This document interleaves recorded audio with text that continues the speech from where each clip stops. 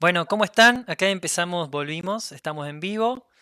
Em, Ahora sí, para charlar un poquito de, bueno, de patentes, propiedad intelectual, derechos de autor un poco también metido al medio, digamos, porque son todos temas tangenciales que se tocan en esta charla que se nos ocurrió llamar como propiedad intelectual, patentes y licencias garantes del progreso o guardianes de la concentración cultural. Em, Nos acompañan Beatriz Busasniche, eh, Santiago Leaudat y Carlos de la Vega. ¿Sí? Beatriz es miembro, es presidenta de Fundación Vía Libre, ¿sí? Que es una fundación bueno, que siempre trabajó acompañando el copyleft, la apertura de la cultura, y bueno, siempre en esta línea. Hoy en día las líneas de investigación, de investigación de trabajo más fuertes es sobre propiedad intelectual y las reformas de copyright. También están acompañando fuertemente a activistas digitales y están atacando problemas de derechos humanos e inteligencia artificial como sus líneas de trabajo principales. Carlos de la Vega, que es abogado y licenciado en filosofía por acá, por la Universidad de Córdoba. Bueno, Beatriz, me olvidé de comentar que ella es comunicadora social y es magíster en propiedad intelectual también. ¿Sí? Bueno, Carlos de la Vega es abogado, licenciado en filosofía por la Universidad de acá de Córdoba, es especialista en economía política por la Flaxo, la Universidad de Latinoamérica. Em, Aparte ha trabajado en el Ministerio de Defensa como asesor, ha trabajado asesorando contenidos en la universidad pública, en la televisión de la universidad pública, en la televisión pública también. Y hoy en día es secretario de Gestión Institucional en FAMAF, que es la Facultad de Matemática, Astronomía y Física de acá de la Universidad de Córdoba. Y también es docente en asignaturas de Economía y de Economía General en la Facultad de Derecho de acá de la Universidad de Córdoba y en la UTN de acá de Córdoba, Facultad Regional de Córdoba. Y bueno, por último, Santiago Leodat, que es magíster en Ciencia y Tecnología y es especialista en estudios latinoamericanos y profesor de filosofía. ¿Sí? Y también se encuentra ahora realizando en particular un doctorado en Ciencias Sociales en la Universidad de Buenos Aires. Em, y es parte de la Cátedra Libre de Ciencia, Política y Sociedad de la Universidad de La Plata. Corregime, Santiago, si le erré, pero creo que está bien. También es parte de la Cátedra de Introducción a la Filosofía, también en la Universidad de La Plata, en la Facultad de Trabajo Social. Y también es investigador del Laboratorio de Estudios en Cultura y Sociedad, y aparte de un equipo que estudia tecnología, capitalismo y sociedad del Centro de Ciencias y Tecnología de la Universidad de Maimónides. Integra la revista Ciencia y Política y bueno, tiene muchos artículos publicados, en particular ahora está publicando artículos y libros publicados y ahora presenta su próximo libro mañana, si no me confundo, así que seguro vamos a estar pasando en los grupos de chat y todo eso la invitación para la presentación a su libro. Se llama Stevia, Conocimiento, Propiedad Intelectual y Acumulación de Capital. Él saca Editorial Prometeo. Bueno, así que también para que lo puedan leer ahí. Em, bueno, la idea de esta mesa era empezar un poquito charlando sobre las ideas iniciales que tienen cada uno de los participantes sobre, nada, sobre la propiedad intelectual, sobre patentes, em, sobre licencias. Así que, bueno, primero nos gustaría escuchar a Beatriz, a ver qué, bueno, qué tiene para contarnos y para ir delineando, después empezar a charlar.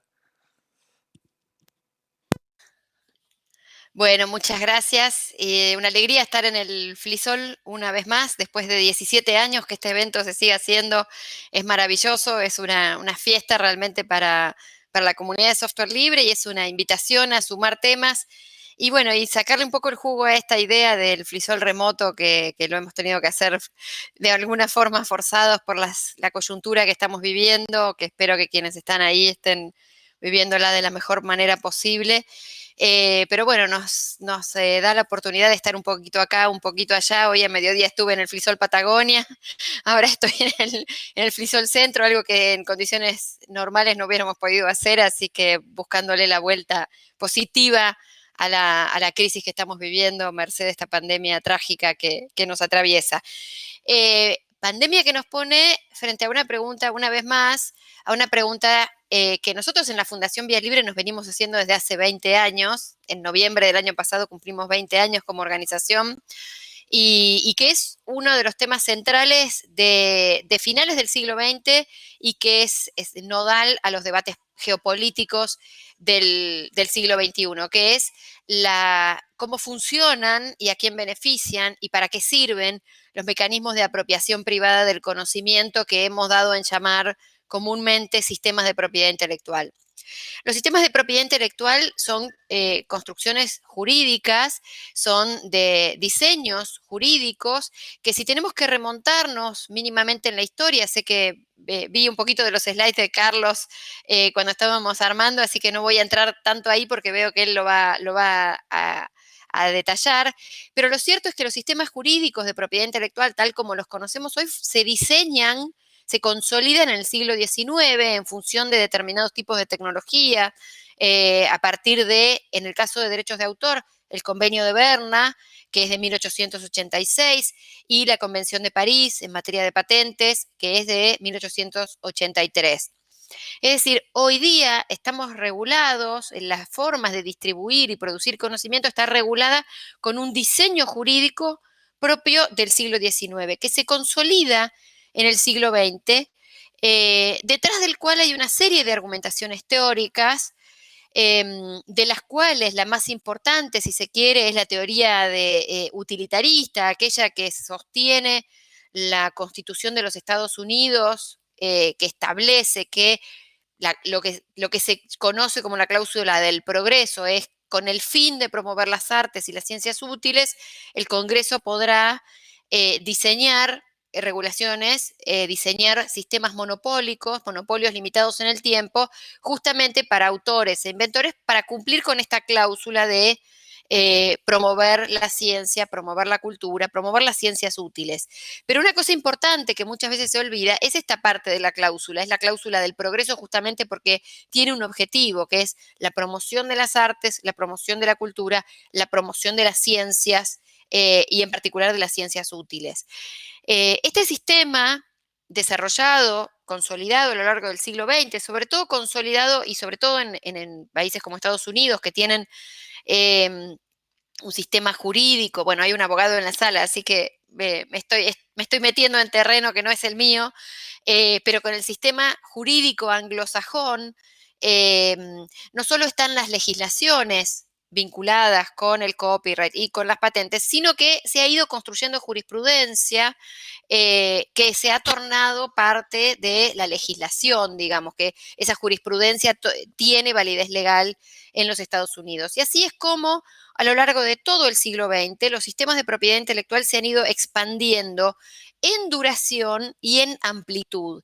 En duración porque se han ido extendiendo en el tiempo los monopolios y en amplitud porque han ido alcanzando cada vez más áreas y cada vez más detalle de ciertas áreas, se han ido expandiendo en función de diversos intereses.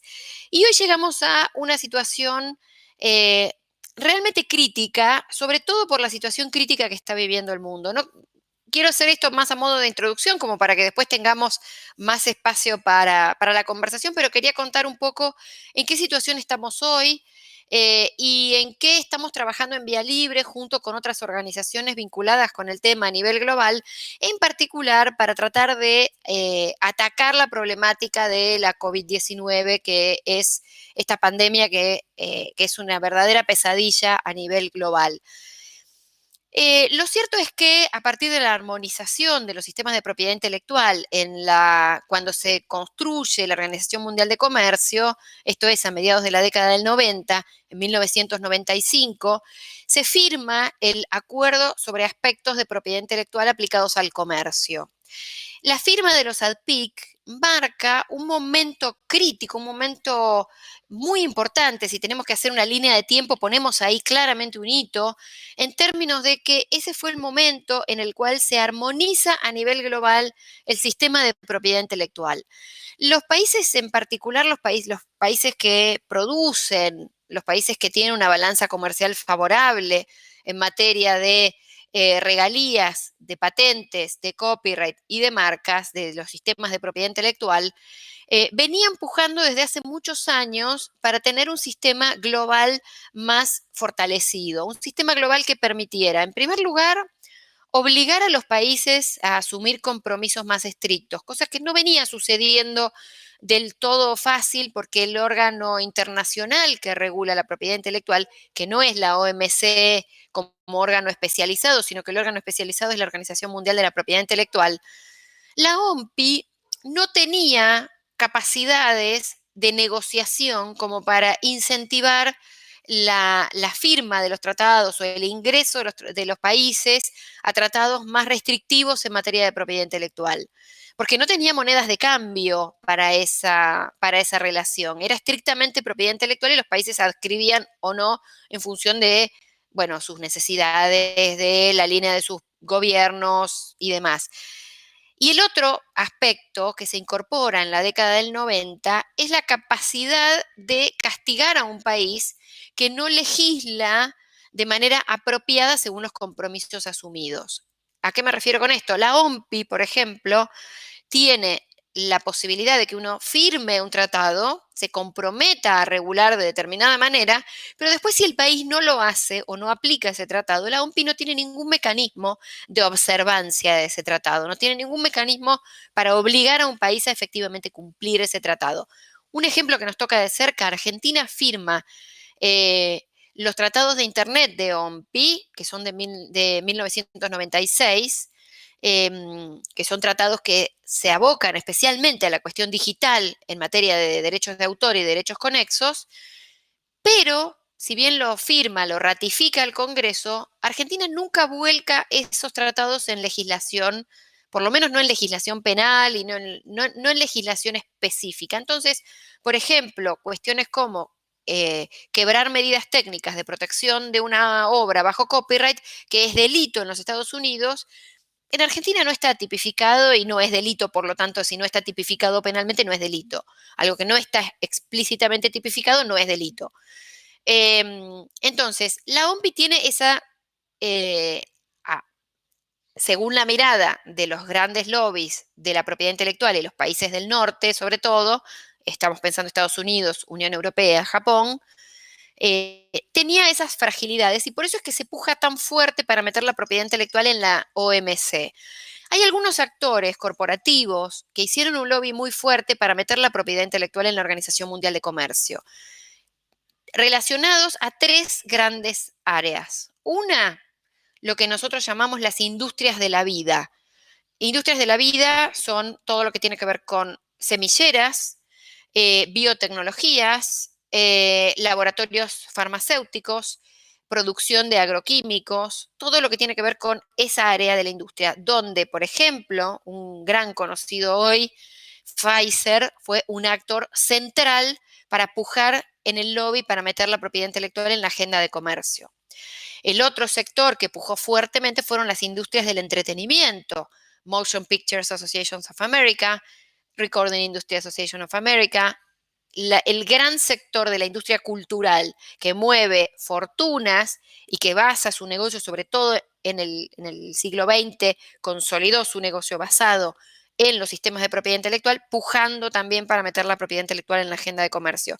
Y en tercer lugar, las incipientes industrias de las tecnologías con Microsoft, por ejemplo, a la cabeza, o IBM, que a la fecha sigue siendo una de las empresas que más patentes tiene, sino la que más en materia de patentes vinculadas con la tecnología de información y comunicación, en particular con temas de software. Ese es uno de los elementos que lleva a este hito, que son los ADPIC, que implican una armonización global de los sistemas de propiedad intelectual con un impacto severo en materia de derechos humanos. Por ejemplo, la ley de patentes en Argentina era bastante distinta a lo que es hoy. La ley es hoy lo que es fruto del compromiso asumido por Argentina en la firma de los acuerdos de propiedad intelectual aplicados al comercio. Es decir, se extiende el campo de las patentes a 20 años, se extiende a productos y procesos, hay una serie de cuestiones que tienen impacto rotundo en cómo se gestiona el conocimiento en un determinado país. Las regulaciones, más allá de la regulación internacional, son regulaciones nacionales, es decir, los países están obligados a regular y a legislar según estos estándares mínimos de propiedad intelectual. Bueno, hay investigación histórica, investigación muy interesante hecha por Joseph Stiglitz, por numerosos investigadores, Mario Cimoli, Giovanni Dossi, trabaja bastante la Universidad Maimónides sobre esto, que seguro después vamos a ver algo de ese trabajo también en esta sesión. Ningún país a la fecha se desarrolló con altos estándares de propiedad intelectual. Todos los países lo que hacen es primero se desarrollan, apropian conocimiento socialmente útil y recién después que logran determinados estándares de desarrollo de sus industrias del conocimiento, empiezan a pujar por elevar los estándares de propiedad intelectual. La historia de las patentes nos muestra que Alemania, Suiza, Estados Unidos, Japón, todos, China, India, todos primero se apropiaron del conocimiento socialmente disponible y recién después de haber desarrollado industrias del conocimiento lo suficientemente sólidas como para entrar en este mundo tan competitivo, con ciertas chances de tener una balanza comercial mínimamente equilibrada, recién ahí se puja por elevar los estándares de propiedad intelectual. Es decir, este mito de que solo con propiedad intelectual se desarrolla un país es nada más que eso, un mito. No es condición indispensable para el desarrollo de un país el tener altos estándares de propiedad intelectual. La investigación histórica así lo documenta, después podemos, si les interesa, pasar bibliografía, pasar material sobre el tema. El punto es, a partir de la entrada en vigencia de los ADPIC, y voy a dar una mirada desde los derechos humanos, el Alto Comisionado de Derechos Humanos de Naciones Unidas emitió entre el 99 y el 2001, en este periodo, una serie de recomendaciones a los países advirtiendo que el alto nivel de armonización de propiedad intelectual al cual estaban obligados los países por integrar la OMC, obligados en términos reales, un país que no legisla según los estándares mínimos de la OMC es pasible de sufrir sanciones comerciales. Y esto es grave para un país. Entonces, el Alto Comisionado de Derechos Humanos indicó que, en primer lugar, la agenda de comercio no tiene bajo ninguna circunstancia preeminencia sobre la agenda de derechos humanos. Los compromisos en materia de comercio que asuma un país no deben, bajo ninguna circunstancia, obturar las obligaciones que ese Estado tiene en materia de garantizar derechos fundamentales. Derechos humanos que están consagrados en nuestra Constitución, en la Constitución de todos los países latinoamericanos, en la firma, en el compromiso de buena parte de los países del mundo con la Declaración Universal del 48, el Pacto de Derechos Civiles y Políticos, el Pacto Internacional de Derechos Sociales, Económicos y Culturales, que consagran el derecho a la salud como derecho humano, el derecho de acceso a la educación como derecho humano, el derecho, y este es importantísimo, sobre todo a la luz de los acontecimientos de hoy, el derecho a gozar de cada persona, independientemente de los estados, el derecho de cada persona a gozar de los beneficios de la ciencia y la tecnología. ¿Qué significa esto? Que aunque un país, un estado o la industria de un país no tenga la capacidad de producir un medicamento, una vacuna, un insumo necesario para tratar una enfermedad, en este caso una pandemia, una emergencia sanitaria como la que estamos viviendo, las personas de ese país, toda persona tiene derecho a gozar de los beneficios de la ciencia, es decir, aunque el propio Estado no tenga la capacidad de producir las vacunas, eso no quita que es un derecho humano gozar de los beneficios del desarrollo científico. Eso está consagrado en las declaraciones de derechos humanos y está consagrado, por tanto, con rango constitucional en Argentina y en toda la región.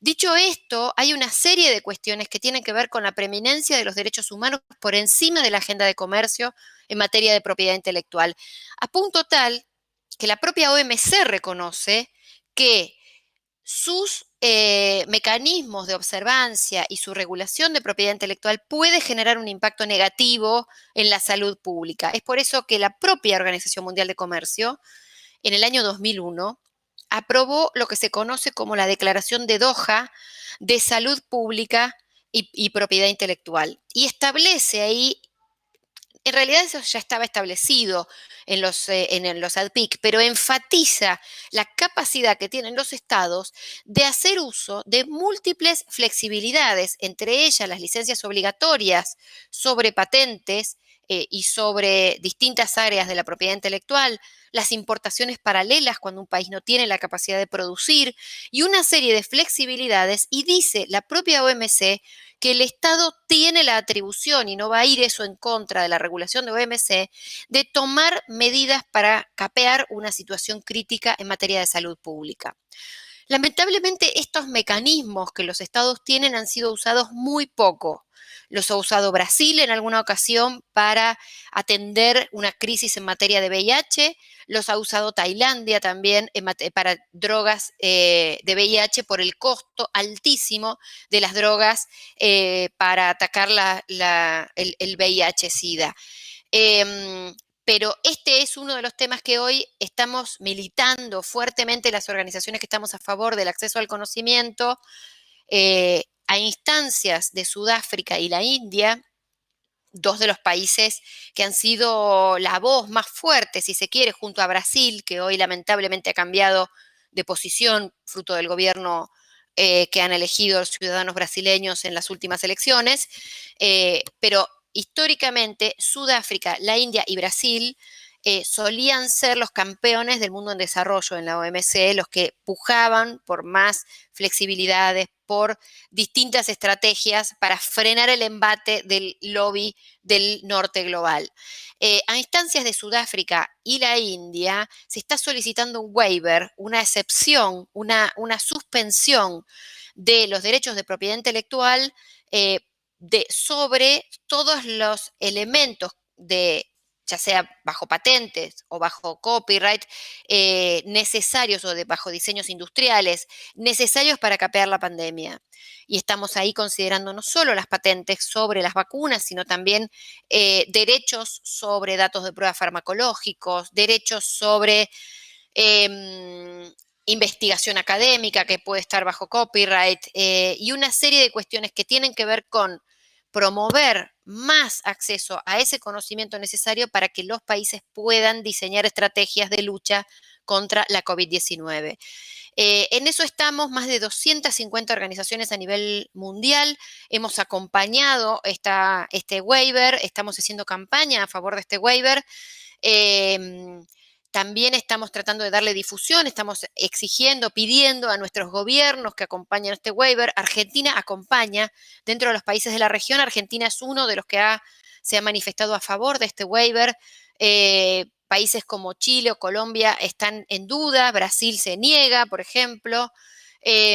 Todo el bloque africano está a favor, pero ese waiver está se está encontrando con la traba de, por supuesto, Australia, Nueva Zelanda, Japón, la Unión Europea y los Estados Unidos, que se han plantado con firmeza contra esta estrategia del waiver. De hecho, esta semana apareció una tercera posición presentada por Nueva Zelanda para tratar de obturar el avance del apoyo hacia el waiver de algún tipo de acuerdo entre privados para promover y mejorar las capacidades de desarrollo de vacunas en un mundo donde la vacuna hoy es un bien extremadamente escaso y, por supuesto, demandado por todo el mundo.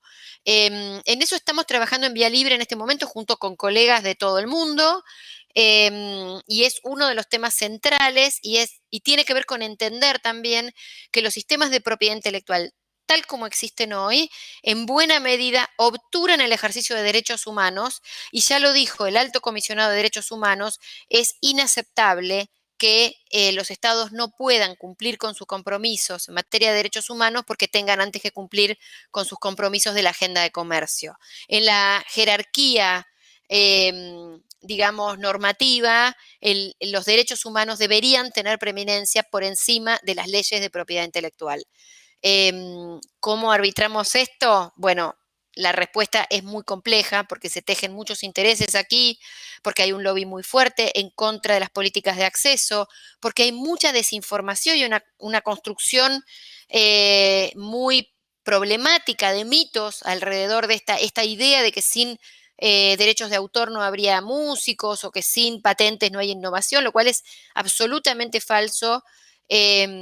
Los sistemas de patentes tal como están hoy en algunas áreas obturan el desarrollo, por ejemplo, en áreas de software es muy claro, en algunas otras áreas también ver que políticas restrictivas de la circulación obturan la innovación más de lo que la fomentan, entonces es menester pensar los sistemas de propiedad intelectual, hacer un barajar y dar de nuevo para ver eh, cómo deberíamos diseñar un sistema de incentivos a la innovación que sean respetuosos de los derechos humanos y que permitan incentivar a autores e inventores a producir más y mejor cultura. Ese es el desafío en el que estamos embarcados.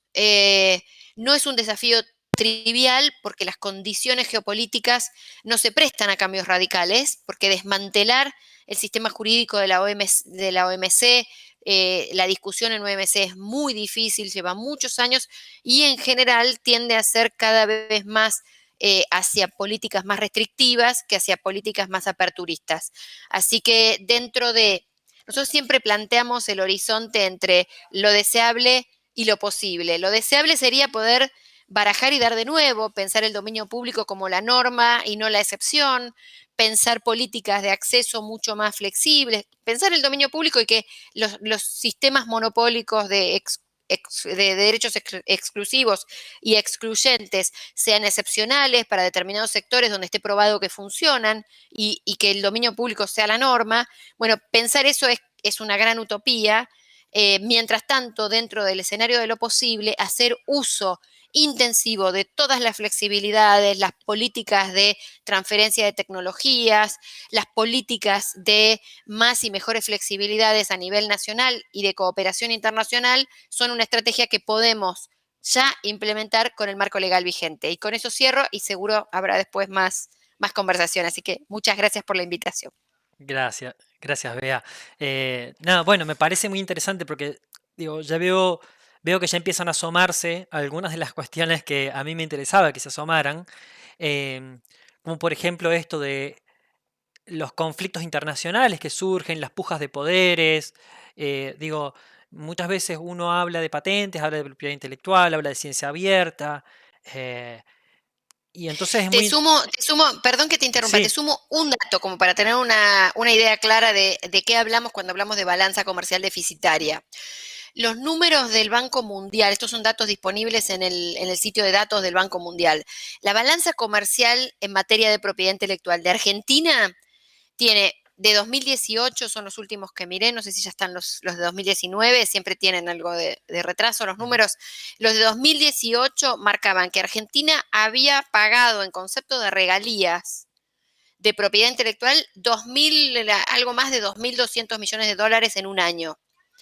Mientras que lo que había recibido del exterior en concepto de regalías por el mismo concepto eran 200 millones de dólares. Es sí. decir, la balanza comercial es 2.000 millones de dólares deficitaria al año.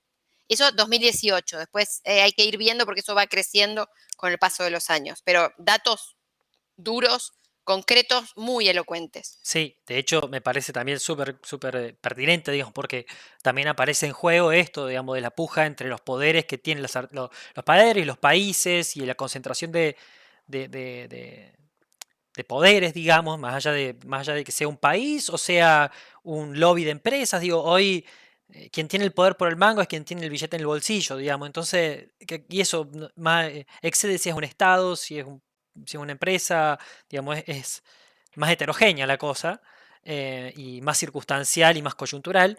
em, entonces empieza a ponerse en juego también con esta idea es, bueno, las tensiones entre los países en desarrollo y quién tiene la sartén por el mango también, o, y cómo se resuelve esto. Bueno, Carlos también ahí tenía, vamos a escucharlo, a ver qué tiene para aportar en esta charla y así vamos escuchando a todos los panelistas para después cómo podemos debatir un poco. Bueno, muchísimas gracias, Marcos, primero por la invitación, por el FLISOL 2021 y el resto de las personas que nos acompañan. Si me permiten, a ver, traje algunas figuras para que veamos. Marcos, vos me indicás si esto se está viendo bien. Me Todavía no, pareció que por ahí pero podía ser, eh, a ver, vamos para atrás. perfecto, ahí está saliendo. ¿Estás viendo? Perfecto. Bien, bueno, mira, la idea que tuve yo al pensar mi intervención era plantear algunos ejes primero sobre el derrotero de lo que ha sido la idea de los derechos. Vamos a poner propiedad intelectual para abarcar una serie de tipologías de la propiedad, ¿no? Quizás caracterizadas por cierta inmaterialidad y que abarcan varios subgrupos distintos. Esto ha tenido un derrotero a lo largo de la historia que arranca en la Edad Media, ya lo vamos a ver, y cómo se configura en la actualidad y especialmente en la lucha de poder que hay en el mundo actual. Siempre se habla de que hay lucha de poder, la humanidad siempre ha estado en disputa, los poderes, pero hay dos cuestiones que, digamos, han sido muy acentuadas, por lo menos en los últimos 100 años, que es el hecho de que esa disputa de poder se realiza por primera vez a escala global entre poderes concretos, ¿no? Eso quizás desde la Segunda Guerra Mundial lo podemos apreciar con claridad. Digo, el Imperio Romano, que fue el imperio más grande de la antigüedad y hasta el surgimiento del Imperio Británico, era un imperio bastante local, digamos, en términos geográficos. El Imperio Británico lo fue más grande, pero tuvo partes importantes, digo, desde el siglo XIX en adelante, tuvo partes bastante importantes, decía, del planeta que estaban fuera de su alcance, y a partir de la Segunda Guerra Mundial, primero con la disputa entre Estados Unidos y el bloque soviético, por primera vez se ve con claridad la posibilidad de disputar el planeta. Y ahora volvemos a estar en un momento de disputa entre dos grandes poderes, uno que asciende, que es China, y otro que es Estados Unidos, que vamos a ver en qué punto está, no están solos e incluso esa disputa se empieza a proyectar ya en concreto, no como una hipótesis de ciencia ficción, a lo que la legislación internacional llama el espacio ultraterrestre, ¿no? Digamos, los espacios que están más allá de la Tierra propiamente dicho. Entonces, yo lo que les propongo son cuatro ejes. Esto va a ser muy rápido, no, la idea es que en 10 minutos los hayamos hecho un paneo. Uno es, bueno, lo que le mencionaba, algo del trazo histórico de los derechos de propiedad intelectual. Pusimos el término patentes para que se entienda rápido, pero derecho de propiedad intelectual. Después, el tema de estos derechos significan algo bastante más en el mundo contemporáneo y me parece que lo de Beatriz ya lo ha introducido y enfatizado, algo más que la mera relación de que alguien es propietario de algo y obtiene, por ejemplo, un rédito económico en eso. No es solamente un rédito económico, ¿no? Los derechos de propiedad intelectual tienen una doble faz, que es lo que se llama el derecho moral, y después está el derecho económico. Para ejemplificarlo rápidamente, el autor de una obra literaria, por ejemplo, tiene un derecho económico, si así lo logra hacer valer, que es cobrar una regalía por cada libro que se venda, pero hay un derecho moral al contenido. Él podría ceder todos los derechos económicos, pero no el derecho moral. El derecho moral es aquel que le permite resguardar la identidad y el contenido de la propiedad, ¿no? O sea, yo puedo ceder mis derechos económicos, pero no por eso alguien tiene el derecho, valga la redundancia y la reiteración de la palabra, a alterar mi obra, digamos, a cambiarle un capítulo, a cambiarle una página. Después viene el tema de cómo está jugando estos derechos de propiedad en la redistribución y acumulación del poder. Y esto tiene dos fases. Redistribución, recuerden que la redistribución puede ser regresiva, ¿no? No solamente progresiva, al interior de los países, una acumulación planetaria, y después algo que puede sonar un poquito herético en este ambiente es hasta dónde es buena también la libre disponibilidad de los derechos. Puse libre disponibilidad para no usar alguna otra palabra que fuera más confusa. Rápidamente, acá tenemos una cronología sumamente resumida de la historia, de la idea de propiedad intelectual. Fíjense que empieza en el medioevo, a contrapelo de lo que se suele creer. El medioevo fue una época bastante dinámica. El primer gran salto económico y tecnológico se da, por ejemplo, en el 1200, ¿no? En el siglo XIII, ¿no? Antes del Renacimiento. Tengamos en cuenta que acá nos estamos enfocando solamente, digamos, nos estamos parando de una historia muy eurocéntrica, ¿no? Piensen que no estamos viendo los estados más adelantados de la época, que eran China, y esa especie de macroestado, que era todo lo que era el imperio islámico que llegaba hasta el sur de España, ¿no? Y fíjense que en este medioevo, si ustedes ven arriba de todo, la consigna, había una máxima en latín que era scientia donum Dei es, un debendi no potest, que era el conocimiento es un don de Dios, por lo cual no puede venderse. O sea, había una idea de que la generación de innovaciones y de conocimientos, que ya los había, era algo que pertenecía al acervo general de la humanidad y no era pasible de ser apropiado por nadie en particular. Esto es lo que se conoce como el justnaturalismo original. Ya van a ver por qué les menciono esto, porque hay una versión media tergiversada de esto en la actualidad que ha invertido los términos del justnaturalismo y era lo que hacía mención Beatriz antes.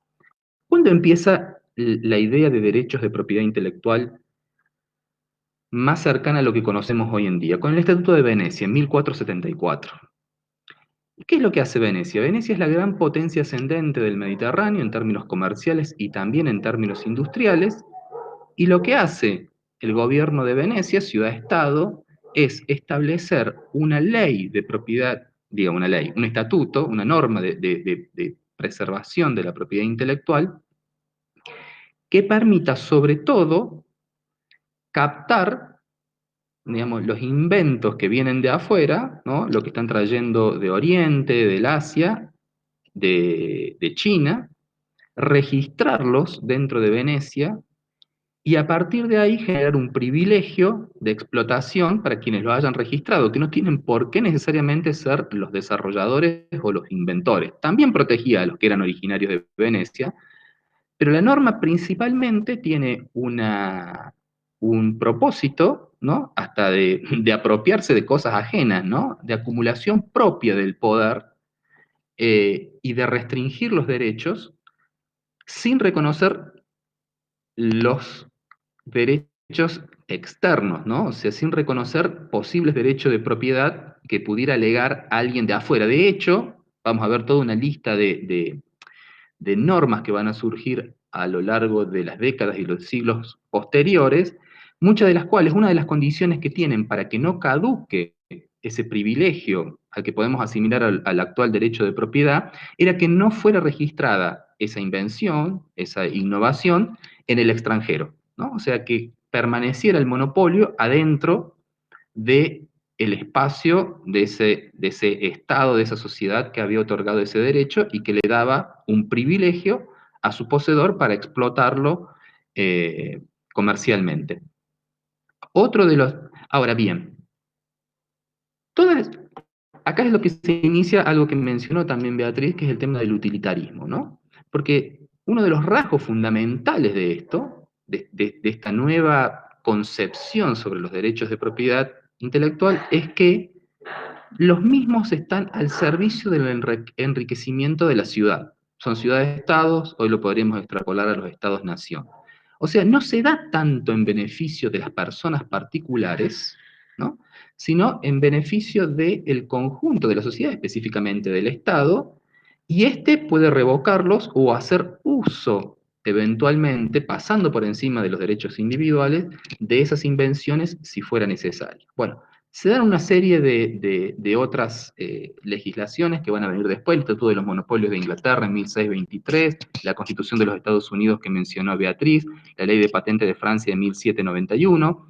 Beatriz decía que hay un mito acerca de que los derechos de propiedad intelectual son consustanciales al progreso o el desarrollo científico-tecnológico. Bueno, en realidad ella bien menciona lo del tema del mito, porque a lo largo de la revolución industrial, eh, en realidad el estado de la opinión pública era muy adverso a los derechos de propiedad por considerarlos privilegios que obstaculizaban el libre flujo de los conocimientos, ¿no?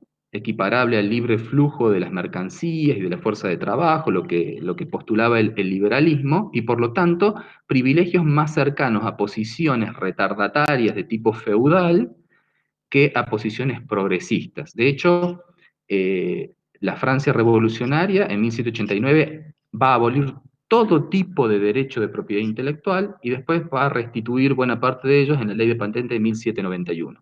El tema empieza a cambiar a lo largo del siglo XIX y empieza a instaurarse una idea que es una especie de justnaturalismo invertido, en donde empieza a surgir de la mano de algunos países, Estados Unidos va a jugar un rol muy importante, la idea de que el derecho de propiedad es equivalente a un derecho individual o personalísimo del inventor por tener, digamos, por haber creado esto, ¿no? Se lo va a equiparar a lo que era la propiedad física, ¿no? Por ejemplo, la propiedad de la tierra.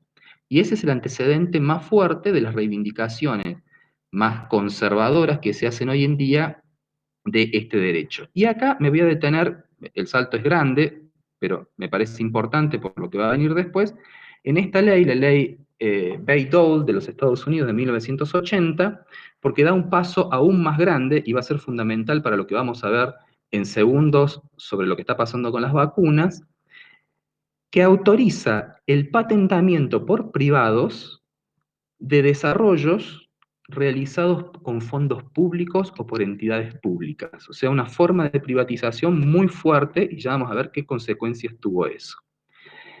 ¿Qué es lo que genera esta concepción actual de los derechos de propiedad tan, digamos, sacralizados, ¿no? Bueno, no es solamente, les decía yo, el tema del rédito económico del vínculo entre el propietario y su propiedad y el derecho a obtener un usufructo de la misma, ¿no? O sea, yo hice un invento y cobro regalías por eso. Detrás de eso vienen una ultraactividad, digamos, una actividad que va más allá, que uno las podría resumir en dos grandes dimensiones. Uno es la capacidad de imponer condiciones contractuales abusivas, y ya vamos a ver de qué se trata esto. Y la otra es el control del uso que harán los adquirientes de los bienes y servicios de algo. Y ya paso a explicarme. Vamos a poner el caso de Pfizer primero, y ya vamos acabo de pasar la diapositiva, ya vamos a ver de qué se trata. Lo que se ha hecho público en los últimos meses es que con esto de la escasez que bien mencionaba también Beatriz de las vacunas a nivel mundial y del terrible guerra y lobby que se ha desatado, uno de los grandes buques insignias de este combate, que es el laboratorio de origen estadounidense Pfizer, ha estado pretendiendo, y en algunos casos lo ha logrado, imponer a los países que han deseado contratar la compra de sus vacunas, condiciones que realmente eran abusivas, ¿no?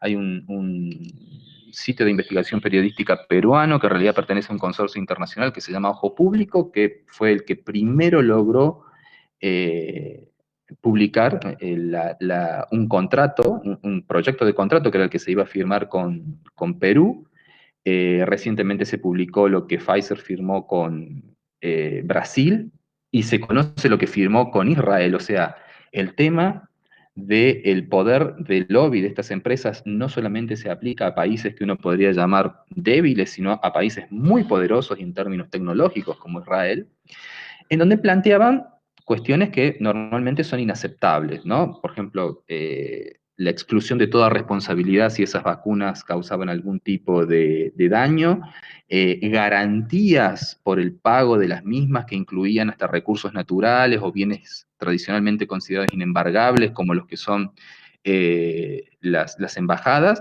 y en el caso de Israel ha sido especialmente gravoso porque Pfizer, para asegurarle una posición de privilegio en la distribución de vacunas que le permitió a Israel, digamos, tener hoy en día la mejor posición en vacunación en el mundo, le solicitó que Israel cediera los registros médicos de toda su población. Israel tiene un sistema centralizado, estatal, altamente informatizado, con seguimientos muy minuciosos de la historia clínica de la población a lo largo de toda su vida. Bueno, con la excusa de que era una excelente oportunidad para validar la aptitud terapéutica preventiva de la vacuna, Pfizer le requirió el acceso no solamente al estado de situación actual de esos registros, sino a futuro, no se sabe hasta cuándo, para hacer el seguimiento de las personas vacunadas. Ahora, eso es un poder monumental y el Estado de Israel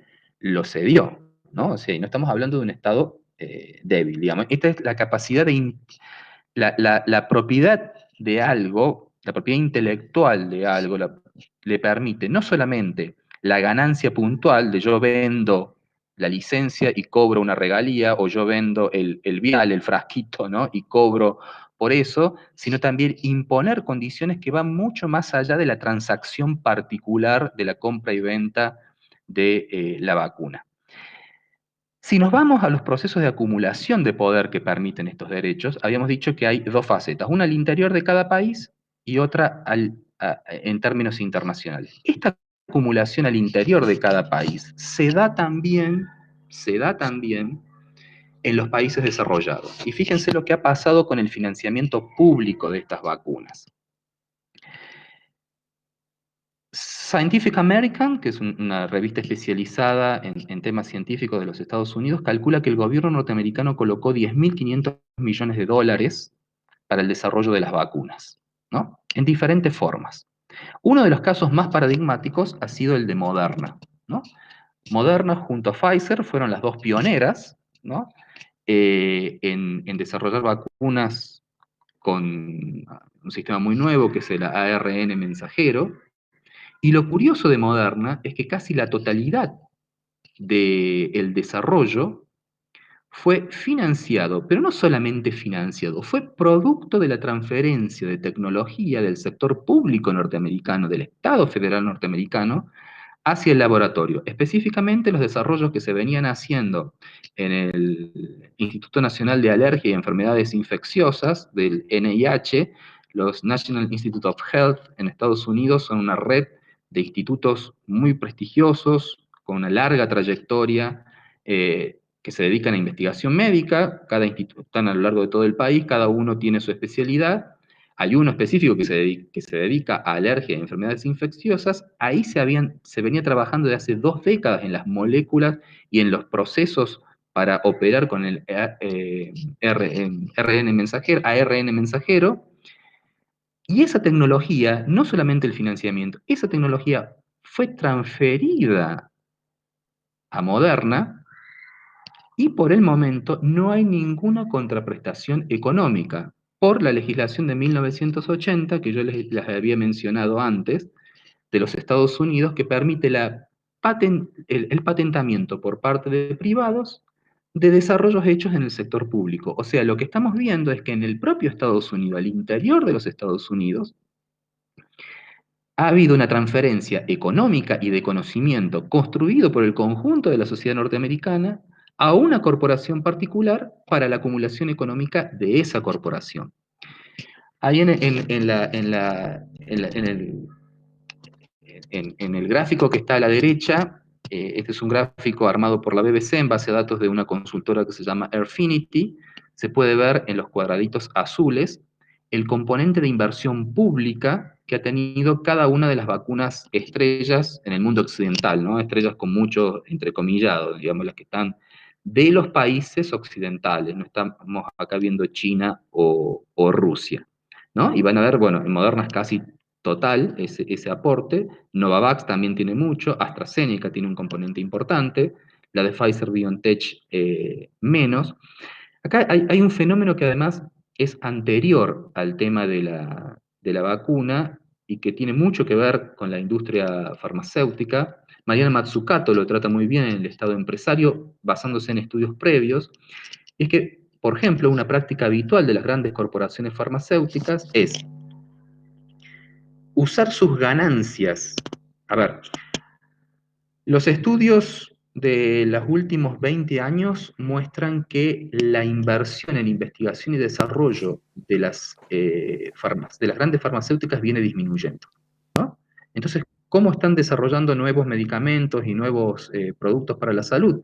Se están apoyando principalmente en programas de financiamiento público o en transferencias desde la inversión estatal. Ahora, las ganancias de estas empresas aumentan constantemente. ¿Qué es lo que hacen? Usan sus ganancias para recomprar las acciones, ¿no? Al recomprar las acciones generan un fenómeno de demanda, digamos, artificial, las acciones suben, al subir las acciones los grandes ejecutivos cobran sus premios, ¿no? Por la revalorización de la empresa y los accionistas están parados sobre un patrimonio neto más grande y dejan de financiar la investigación, que la vuelcan, que la hacen descansar en el sector público. O sea, en definitiva, hace ya 2 décadas que los sectores públicos, no estamos hablando de los países periféricos, estamos hablando de Inglaterra, estamos hablando principalmente de Inglaterra y de Estados Unidos, donde este fenómeno es más fuerte, el sector público está permanentemente subsidiando a las grandes farmacéuticas. Voy un paso más y ya terminamos. Vamos a la fase internacional. Hemos visto, ¿no?, el proceso de acumulación al interior de las sociedades. Veamos un poquito qué está pasando en el ámbito internacional, en esta disputa, esta nueva disputa de poder global que hay.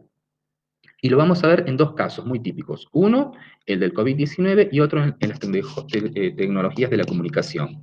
Bueno, vemos en el caso de las vacunas, es bastante claro, ¿no? Porque hay una terrible disputa entre Estados Unidos e Inglaterra, digamos, alineados uno con otro, disputa que le está costando al resto de Europa, ¿no?, el disponer de vacunas. O sea, si uno veía justo los números de hoy, Inglaterra tiene el 45% de su población vacunada y Alemania no llega al 27%, ¿no? Y el conjunto de la Unión Europea está pensando, por ejemplo, en demandar judicialmente a AstraZeneca porque no cumple con los contratos, y ninguna está cumpliendo. Sin embargo, Estados Unidos, por otro lado, tiene acumuladas aproximadamente 700 millones de unidades de vacuna, o sea, 3 veces su población, ¿no?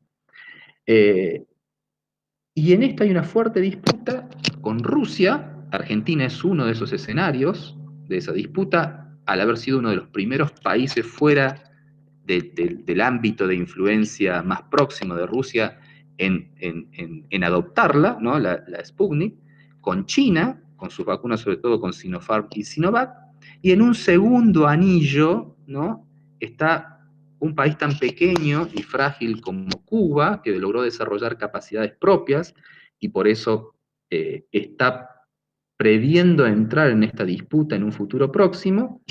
Y ahí me gustaría hacer una reflexión. Las cuestiones de poder mundial y también de poder internos a un país e incluso en nuestras vidas cotidianas no pasan solamente por la disponibilidad de dinero.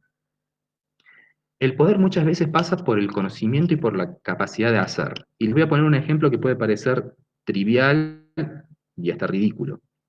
Si uno va por la calle con un maletín de dinero y se cruza con una persona que tiene una pistola y malas intenciones, ¿quién se queda con la pistola y con el maletín de dinero? ¿No? el que tiene la pistola, el que tiene el poder fáctico originalmente. Hay países que tienen muchísimo dinero, como Arabia Saudita, y sin embargo su poder real es, digamos, muy relativo, porque no tienen capacidades técnicas propias. Digamos, si Arabia Saudita disputara con Estados Unidos, por ejemplo, si se enfrentara, su dinero no le serviría de mucho. Saddam Hussein tenía las mejores armas que el dinero podía comprar en su momento y los mejores búnker, pero no tenía capacidades técnicas propias y no duró mucho. Que un país con extremas carencias como Cuba pueda pretender, ¿no? con posibilidades ciertas, de empezar a disputar, por lo menos en el partido de las vacunas para el COVID, ¿no? Capacidad reconocida por el New York Times, por el Washington Post, que son los primeros que empezaron a advertir sobre los avances de Cuba, ¿no? A señalar sobre los avances de Cuba, demuestra que el conocimiento, digamos, genera una capacidad de poder que va más allá de la posibilidad de monetizarlo, ¿no? La posibilidad de transformarlo en dinero. Hecha esta reflexión, que me parece que es interesante por a ver cómo se acumula el poder, no es solamente acumular facturación, ¿no? Menciono en un círculo más alejado a la disputa central, pero también a India. India no entra con capacidades específicamente propias de desarrollo, pero sí con una enorme potencia de manufactura, ¿no? Sobre todo a través de una empresa que se llama Serum, ¿no? O sea, es uno de los pocos países que tiene capacidad potencial de proveer a escala mundial enormes cantidades de vacunas. Entonces estamos viendo cómo las vacunas se han transformado en un factor de disputa porque generan influencia, ¿no? o le dan influencia a los países que las poseen, ¿no? El Departamento de Estado hace 48 horas, en un comunicado interno, mencionaba que la presencia creciente de vacunas chinas y rusas en América Latina, que es considerado un espacio de poder propio, es una amenaza para la seguridad de ellos, ¿no? Y el segundo ejemplo es el de las TICs. Y ahí voy al tema de la disputa China-Estados Unidos por el caso del 5G, ¿no? De la quinta generación de transmisión de celulares y el problema que hubo con Huawei. Estados Unidos de golpe lanzó una serie de órdenes resolutivas prohibiéndole a empresas en el mundo que le vendieran determinadas cosas a Huawei. Y Huawei, que no es una empresa de un país periférico, sino es de la segunda potencia industrial y tecnológica actual, que es China, tuvo que discontinuar, o sea, dejar de hacer, sus nave insignia de celulares, específicamente de chips, ¿no? La serie Kirin, que se llama. Pero ¿cómo es esto posible? ¿No? Si es una nación tecnológicamente desarrollada la que está detrás de Huawei, o por lo menos donde se asienta Huawei, no me remito a las razones de la acusación de Estados Unidos para no hacerlo más largo, si quieren lo charlamos porque es otra de las paradojas del mundo contemporáneo. Lo que me interesa es explicar por ahí otra cuestión. ¿Qué es lo que pasaba?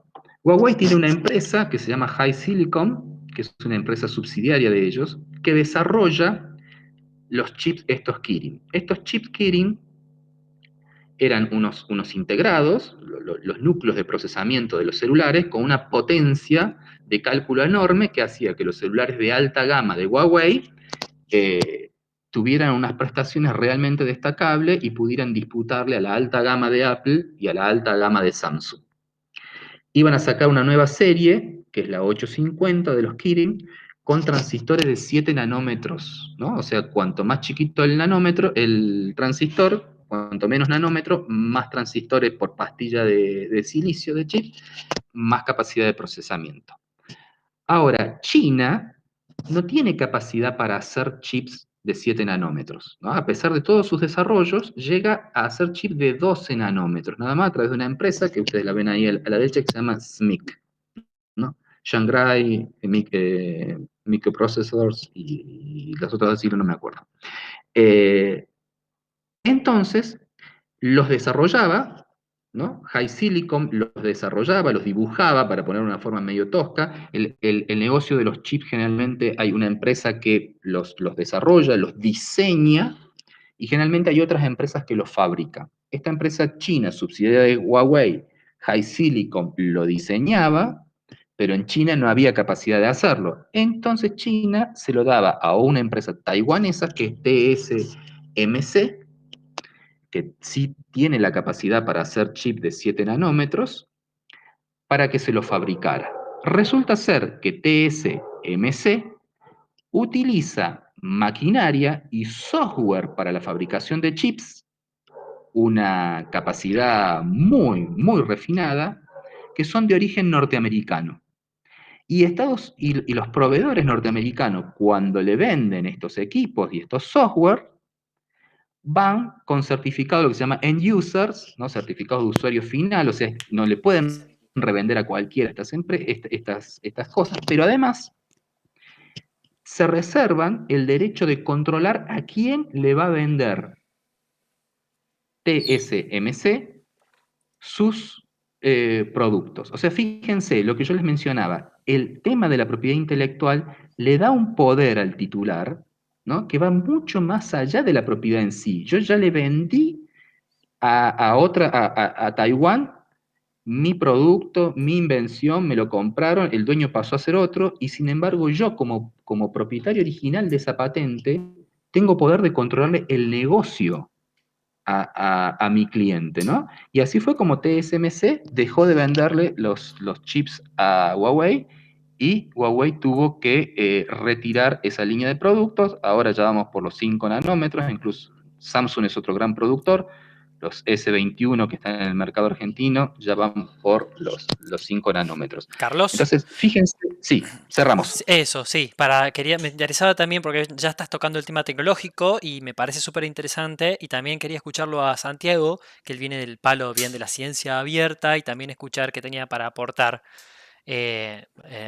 Así que como para ir cerrando la presentación. Un segundo más. Ujú. Entonces, el tema es, estamos en un proceso de disputa mundial muy fuerte por el poder, en donde el tema de los derechos de patente y de propiedad intelectual son una de las herramientas de esa disputa, una de las armas, y ahí hay que preguntarse hasta qué punto, ¿no?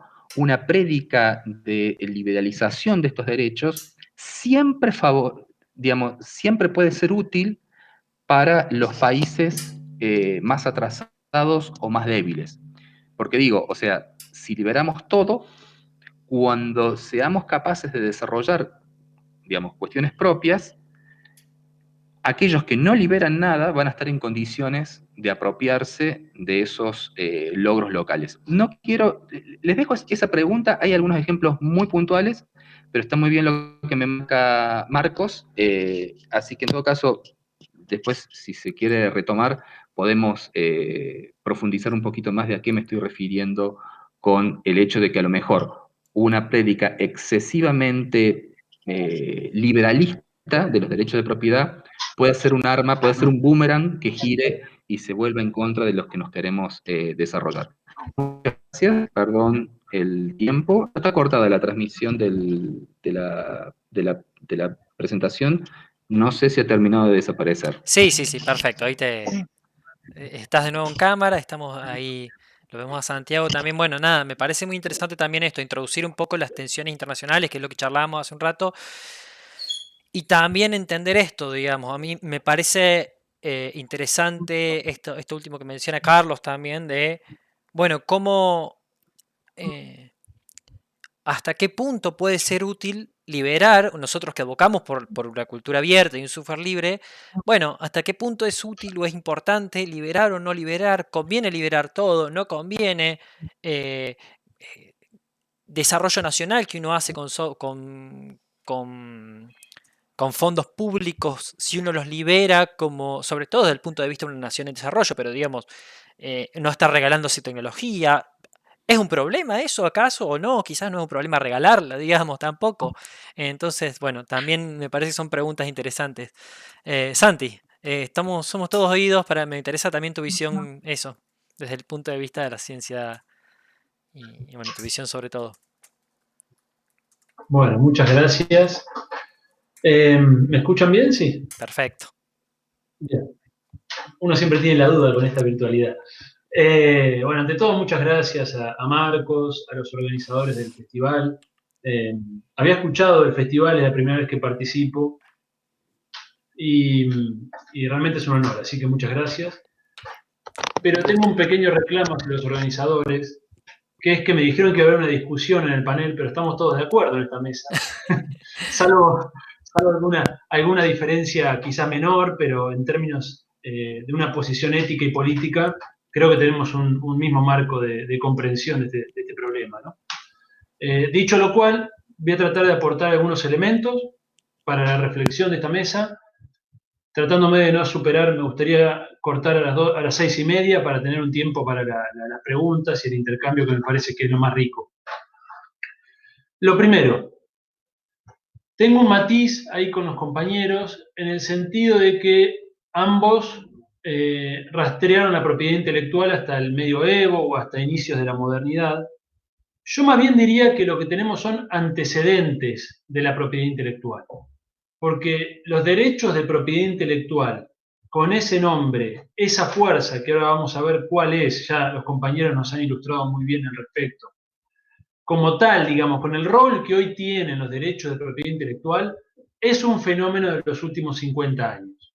Tenemos antecedentes, claro, con algunas de las particularidades que Carlos muy bien reconstruyó, por ejemplo, en el caso de Venecia, ¿no? Donde la idea era otra, ¿no? Era traer conocimientos, es decir, no es estrictamente lo mismo, porque creo que parte del juego ideológico de la propiedad intelectual para legitimarse es justamente poner todo dentro de la misma bolsa, mezclarlo y decir todo esto es propiedad intelectual. Y en efecto, entre el siglo XIX y buena parte del siglo XX, por ejemplo, autores e inventores eran dos vías distintas, ¿no? Berna y París, ¿no? Dos convenciones distintas porque regulaban fenómenos que se pensaban distintos. Y con esto voy a lo que quiero señalar. En la segunda posguerra, en la década del 60 y 70 sobre todo, vamos a evidenciar un fenómeno, por un lado, de unificación. Es decir, patentes, derechos de autor, marcas comerciales, secretos industriales, un conjunto de normativas que regulaban aspectos del conocimiento se unifican dentro de un mismo marco normativo. Esto es una novedad histórica. Bien. Y no solo se unifican dentro de un mismo marco normativo, sino que además se unifican bajo un mismo rótulo, propiedad intelectual. Bien, ¿existía el término antes? Sí, pero no era el término preferente ni englobador de todo esto. Bien, es decir, derechos de propiedad intelectual es un fenómeno asociado a una nueva etapa capitalista que se despliega en este momento, que tiene mucho que ver con lo que ya irán viendo, con lo que muy bien explicaron mis compañeros. Entonces tenemos unificación, diferentes derechos se unifican bajo un mismo marco normativo, y propertización, se unifican bajo la idea de propiedad, que en el capitalismo no es cualquier idea. Bien, la idea de propiedad, sobre todo asociada en la historia del capitalismo, fundamentalmente a la propiedad física, a la propiedad sobre los bienes físicos, sobre la tierra, sobre las máquinas, sobre la infraestructura, la propiedad, es el concepto, ¿no?, que, si ustedes quieren, define el capitalismo, ¿no?, la propiedad privada de los bienes de producción, etcétera, etcétera. Entonces, una serie de derechos quedan englobados dentro de la categoría de propiedad, por lo cual absorben todo ese legado de la historia del liberalismo, del capitalismo, donde la propiedad es casi el derecho sagrado, ¿cierto? Lo sagrado desaparece en la sociedad moderna y la propiedad privada ocupa ese lugar. Entonces, unificación, propertización y un tercer elemento que mencionó Beatriz muy bien, una expansión. Y la expansión es tan grande, ahora voy a decir algunos elementos, es tan grande que da cuenta de un nuevo fenómeno. Cuando lo cuantitativo pasa de lo meramente aditivo, del mero añadido, y ya la escala de la adición, la escala del salto cuantitativo es tan grande se vuelve un cambio cualitativo. Algo de esto dice Hegel, ¿no? Para los que gustan de la filosofía, ¿no? El momento en que lo cuantitativo se vuelve un cambio cualitativo, ¿no? Que de la continuidad pasamos a una ruptura. Y aquí lo que tenemos en las décadas del 60, 70, es una ruptura, 80 si ustedes quieren, ¿no? Todo un momento de ruptura. ¿Por qué? Porque la expansión de la flamante propiedad intelectual que nace en este momento es una expansión de duración.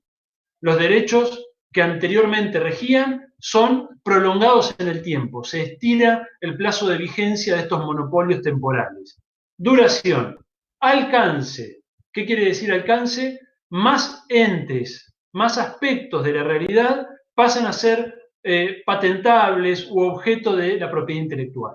El caso paradigmático, por supuesto, en los 80, lo constituye el fallo Diamond versus Chakrabarty en Estados Unidos, que permite el patentamiento de seres vivos, algo que estaba absolutamente prohibido en la legislación anterior. Es un caso paradigmático, pero en verdad la expansión de alcance abarca otro tipo de entes, por ejemplo, fórmulas matemáticas, algoritmos, que también estaban prohibidos en la vieja concepción. Entonces, expansión de duración, expansión de alcance, que va a permitir, por ejemplo, el patentamiento de la soja transgénica, por dar un ejemplo, ¿no? Expansión de la litigiosidad, es decir, no solo aumenta la cantidad de fallos judiciales, sino que lo que vemos es un endurecimiento de las penas. Bien, la regulación adquiere lo que en inglés se llama un enforcement, ¿no? La capacidad de aplicarse, si ustedes quieren, la capacidad de daño, ¿no?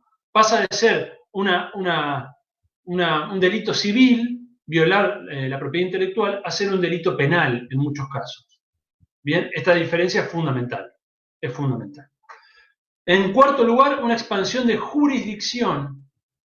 Bien, los derechos vinculados al conocimiento siempre tuvieron un rasgo internacional, fundamentalmente porque tienen que ver con la facilidad del conocimiento de ser replicada, ¿no? Entonces, siempre necesitó de marcos internacionales. Pero en este momento lo que vemos con la creación de la Organización Mundial de la Propiedad Intelectual a fines de los 60 y sobre todo del Acuerdo de los ADPIC en los 90 es una globalización de la normativa de la propiedad intelectual. Y también podríamos hablar de otros organismos como la UPOV en el caso de las obtenciones vegetales, ¿no? De las especies vegetales. Vemos una clarísima expansión de la jurisdicción de la propiedad intelectual. Bien, entonces tenemos, fíjense, propertización. Dentro de la propiedad intelectual entran fenómenos que no estaban vistos como propiedad y adquieren los rasgos de la propiedad física material a la que estamos acostumbrados en el capitalismo, ¿no? Casi como lo sagrado. Segundo elemento, unificación. Bien, diferentes derechos quedan englobados dentro de un mismo concepto. Y tercer elemento, expansión, que dijimos una expansión en duración, alcance, litigiosidad, jurisdicción, y seguramente se me estén escapando algunas aristas porque la expansión es monumental. Ahora bien, ¿por qué? ¿Por qué en este momento ocurre esto? Bien, y aquí es fundamental comprender cómo se inserta este cambio dentro de la evolución del capitalismo. Bien, lo que tenemos en la segunda posguerra es lo que se conoce como el surgimiento, voy a usar un concepto que no me gusta, pero que tiene mucha prensa y entonces va a ser más rápidamente asimilado, ¿no? El surgimiento de la economía del conocimiento, ¿no? O de la sociedad del conocimiento, etcétera, etcétera. Vamos a ver después algunos números al respecto. ¿Qué quiere decir esto? Que un conjunto de autores empiezan a reflexionar en Estados Unidos, en Europa, un poco más tarde en Japón, y empiezan a darse cuenta que el conocimiento, el control sobre el conocimiento es la dimensión clave en el crecimiento y en la competitividad de sus economías.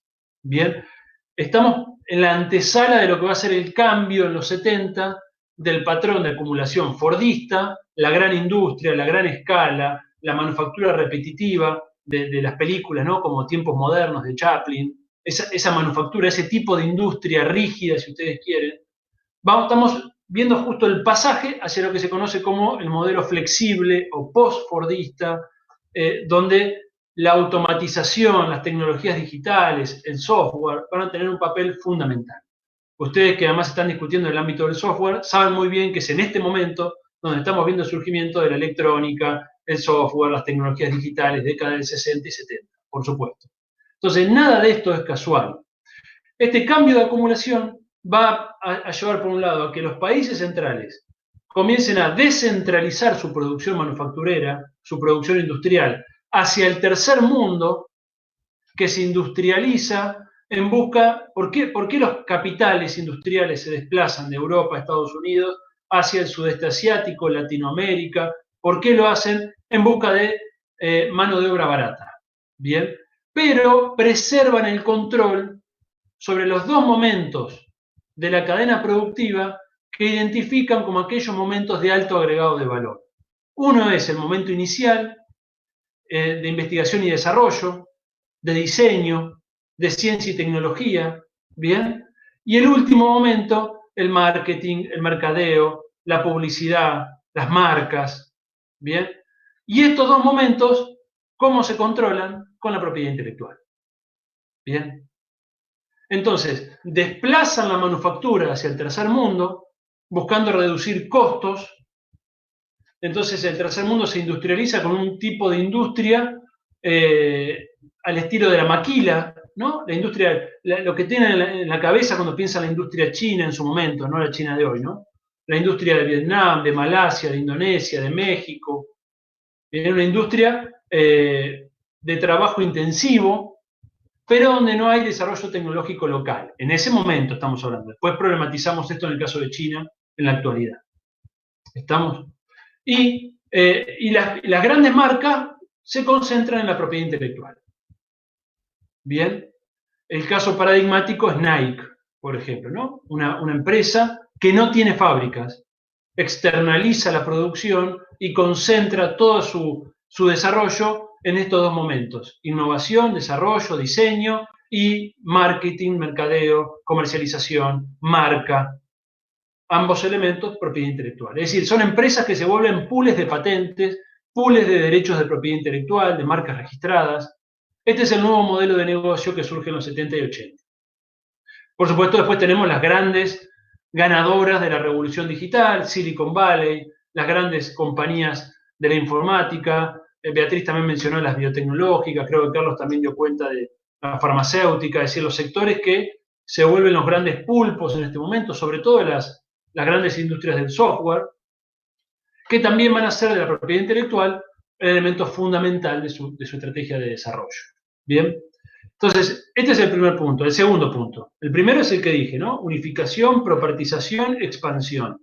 El segundo es comprender los derechos de propiedad intelectual en relación a una nueva etapa de acumulación capitalista donde el conocimiento está en el centro, no de un país como el nuestro, que pasó de ser un país emergente a mediados del siglo XX a ser un país marginalizado en este momento. Perdón el pesimismo, pero es un dato objetivo.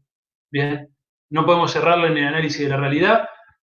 Más bien, eso tiene que servirnos como aliento para pensar las políticas en el sentido de lo que dijeron mis compañeros, ¿no? ¿Cuál es la mejor estrategia? Pero Argentina se ha marginalizado en los últimos 50 años, tanto en indicadores sociales como en indicadores de competitividad, etcétera, etcétera. Excepto en algunas industrias. Bueno, eso lo podemos problematizar después. Entonces, el segundo punto es propiedad intelectual en relación a una nueva etapa capitalista. El tercer punto que quisiera comentar con ustedes es la piratería. La piratería. Ustedes dirán, bueno, ¿qué es esto, no? Bueno, los que están en el software conocen mucho de piratería.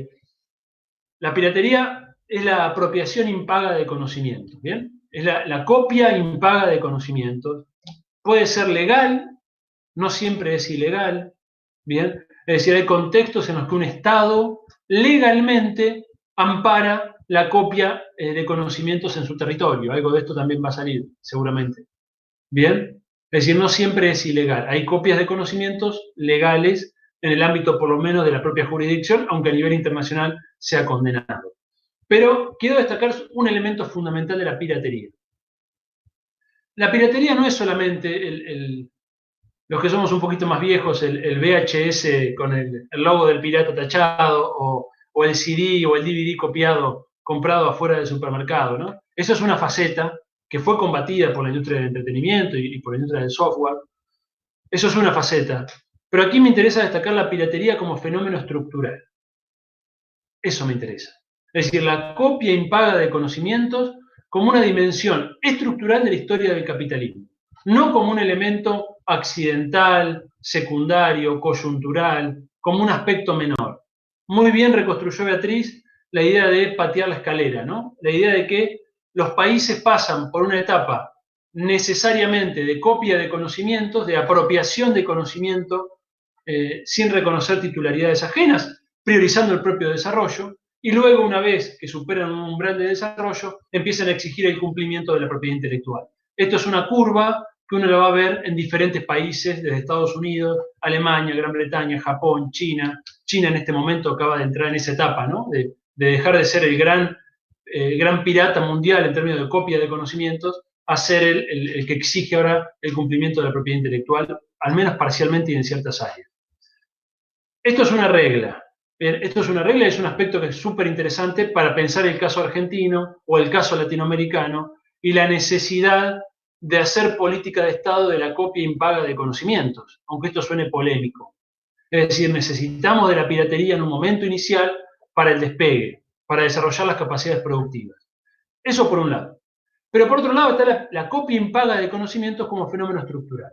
Esto quiero decir con esto que los países, las empresas también lo hacen, pero centrémonos en los países, permanentemente están copiando conocimientos unos de otros, e incluso los propios países centrales, los propios países capitalistas occidentales, están llenos de denuncias mutuas, de copias de conocimientos, de robos de conocimientos, y esto es un fenómeno que, al igual que Harvey, para los que vienen de las ciencias sociales, David Harvey es un geógrafo británico marxista. Él plantea que había un momento de acumulación originaria de capital que no se agotó en la modernidad y la conquista de América y la expulsión de los campesinos de sus tierras, sino que la acumulación originaria continúa permanentemente, dice Harvey, retomando a Rosa Luxemburgo, que es una autora de principios del siglo XX. Es un concepto muy interesante. Aquí justamente busco dar cuenta de la misma idea. La piratería no es un momento solamente inicial, no es un pecado de juventud, sino que la piratería permanentemente está ocurriendo. Y voy a dar un ejemplo en relación a lo que me decía Marcos, de que como que yo venía a hablar acá desde el palo de la ciencia y la tecnología, bueno, algo de eso. Veamos el caso de los conocimientos científicos. Bien, los países del norte todo el tiempo están copiando conocimientos científicos de los países del sur. Y fíjense que es una copia legal. Incluso estaría mal hablar de piratería en ese caso, ¿no? Es una copia legal que nosotros mismos facilitamos muchas veces, ¿no? Con normativas que promueven determinadas lógicas de investigación y publicación, etc. Pero acá lo que tenemos es una política de los países del norte de apropiarse de conocimientos desarrollados por los países del sur con un alto esfuerzo presupuestario de parte de nuestros países, en conocimientos que no se vuelcan a nuestras realidades, sino que son industrializados, explotados en los países del norte. Acá hay un conjunto de autores que si quieren después podemos reponer para quien le interese profundizar en esta dimensión. Y fíjense que no es un tema menor, porque si hablamos de cómo hacemos como país subdesarrollado para mejorar nuestra posición, nuestro desarrollo, la inclusión social, aumento del consumo, ¿no? Reducción de la pobreza, bueno, decimos necesitamos salir de una matriz agrario exportadora, primario exportadora, necesitamos incorporar valor a nuestra producción, el valor necesita de ciencia y tecnología, ¡apa! Pero resulta que la ciencia y la tecnología que estamos haciendo está siendo mayormente funcional a otras realidades y no a las nuestras.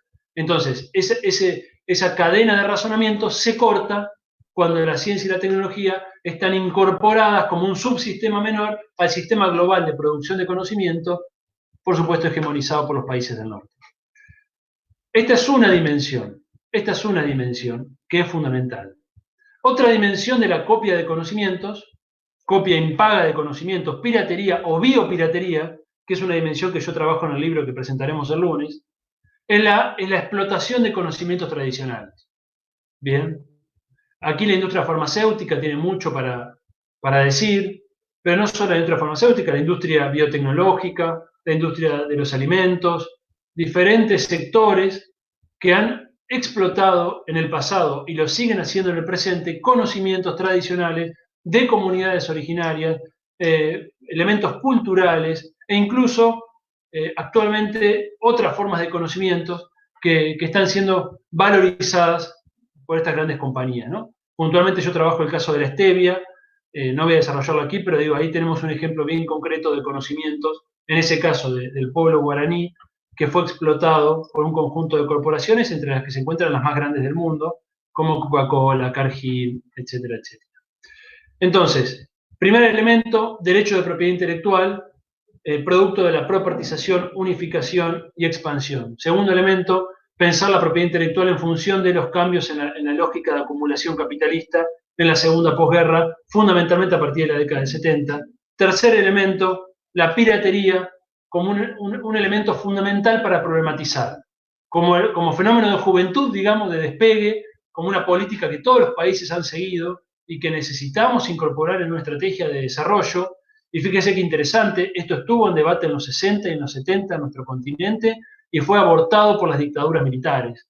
Bien, estoy hablando puntualmente del pensamiento latinoamericano en ciencia, tecnología y desarrollo, en la obra de Jorge Sábato, de Constantino Baizos, Jorge Katz, Oscar Barsky, Amílcar Herrera, un conjunto de pensadores que ya discutieron el régimen de propiedad intelectual en la década de 60 y 70 y ya plantearon la necesidad de incorporar la copia de conocimiento como parte de una estrategia de desarrollo. Pero no solo la piratería en esta dimensión, sino además como fenómeno de acumulación permanente. Mencioné los conocimientos científicos, mencioné los conocimientos tradicionales, podríamos hablar incluso de la explotación de los internautas a la Internet de parte de los grandes pulpos informáticos como Google o Microsoft o bueno, las grandes compañías que ustedes conocen. Y lo último que quiero decir, y con esto cierro porque dije que iba a ser a las 6:30, es que el régimen de propiedad intelectual, creo que fue muy interesante lo que dijo Carlos, en el sentido de que no es solamente el factor económico, sino solo un factor político, de poder.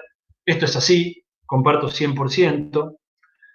Hay que, además, complejizar la mirada sobre los derechos de propiedad intelectual, porque no son solo las patentes, bien, o los copyrights o los diferentes derechos, sino que hay un conjunto de mecanismos complementarios que orbitan alrededor de los derechos de propiedad intelectual y que actúan como un reforzamiento de ese sistema. Voy a dar un mínimo ejemplo para cerrar. En un caso que yo trabajo en el libro este que presento el lunes. Hay un organismo de sanidad que se llama HECFA, por su nombre en inglés, Comité Mixto de Expertos en Aditivos Alimentarios, que depende de la OMS y de la FAO. Dos organismos presuntamente neutrales, técnicos, que funcionan, digamos, para garantizar, digamos, por decirlo ingenuamente, el bien de la humanidad, ¿no? O el bienestar. Sin embargo, este comité mixto de expertos, en el caso de la stevia, luego de un proceso que yo analizo ahí con detalle, no lo voy a hacer aquí, luego de un proceso de negociaciones y muy interesante para ver cómo ocurre esto en concreto, estableció un piso de refinamiento de la stevia tan alto para ser comercializada, ¿no? Es decir, para que la stevia pueda ser comercializada en el mercado global, establecieron un piso de refinamiento muy alto, es decir, un alto grado de pureza en compuestos de stevia para que puedan ser consumidos por humanos. Y esta barrera tan alta que colocó este comité supuestamente experto, supuestamente neutral, supuestamente no tiene nada que ver con todo lo que venimos hablando, simplemente establecieron la mejor normativa sanitaria y sin embargo actuaron como un mecanismo complementario del sistema de patentes porque establecieron una vara tan alta de refinamiento que muy pocas compañías en el mundo que eran dueñas de las patentes que permitían esos grados de refinamiento sobrevivieron a esas normativas. Y viejas manufactureras en base a stevia, por ejemplo, del Paraguay que existían, a partir de que el HECFA falla en este sentido, son arrasadas, ¿no? Son arrasadas y son absorbidas por estos pulpos multinacionales. Fíjense qué interesante. No es solamente el mecanismo del sistema de patentes, tal cual se rige por el acuerdo de los ADPIC, sino que hay un conjunto de organismos internacionales que están colaborando para que este sistema funcione.